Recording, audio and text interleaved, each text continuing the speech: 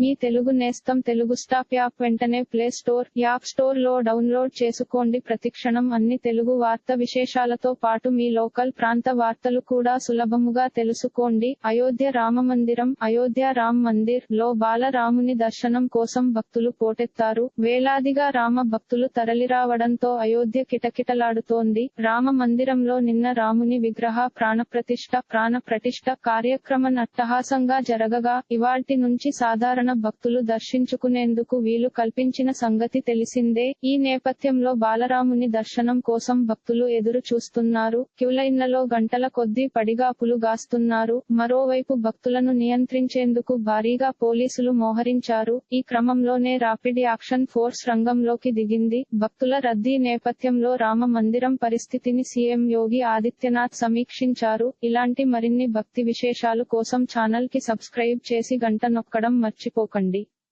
ఈ వీడియోని తోటి మిత్రులకి షేర్ చేయండి. మీ అభిప్రాయాన్ని కామెంట్ లో తెలపండి.